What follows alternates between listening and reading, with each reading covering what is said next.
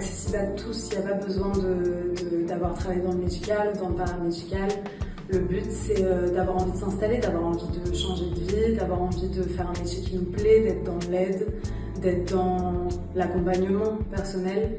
C'était très intéressant sur plusieurs points. Le premier, c'est que c'est très facile d'accès dans le suivi, dans la praticité, dans le fait de pouvoir faire ça où on veut, de faire ça à son rythme, de faire ça aux horaires auxquels c'est le plus pratique pour nous.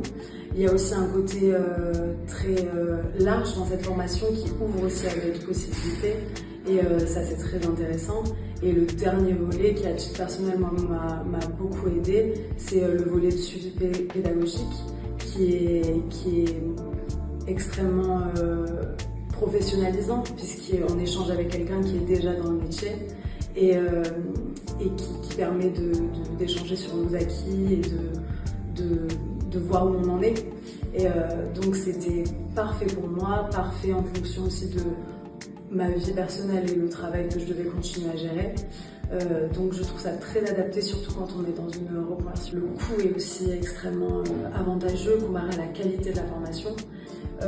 En termes pratiques, c'est aussi très bien organisé. Il y a donc ce format vidéo qui est toujours suivi par un format écrit et des quiz à la fin qui permettent de vérifier qu'on a tout bien compris. C'est toujours aussi encadré par ce suivi individuel qui permet de savoir si on a tout bien compris, si on a tout bien acquis. Cette formation, elle donne de nombreuses bases sur la psychopathologie et la psychologie.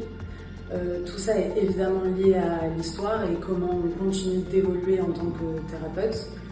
Et surtout, ce qui a été capital pour moi, c'est un vrai suivi individuel qui permet de questionner la place de thérapeute à travers quelqu'un qui occupe déjà cette place. Et du coup, on a pu balayer tous ces questionnements et y répondre, et ça a été un vrai accompagnement. Donc grâce à cette formation, on peut vraiment travailler avec toutes sortes de publics. Au sein de la formation, même, il y a un volet sur les pathologies qui permet après de les identifier et si nécessaire de réorienter. Moi, à titre personnel, j'ai choisi de travailler avec les adultes et c'est ce que je fais aujourd'hui. Je mets la formation en pratique tout simplement en mettant en place des outils qui ont été mis en lumière par cette formation. Je continue à me former et j'essaie de faire le lien entre le questionnement du patient et son histoire. À titre personnel, ça a changé ma vie. Je fais aujourd'hui un métier dans lequel je me vois, dans lequel je suis. Et le seul conseil que je donnerais, c'est n'hésitez pas une seule seconde.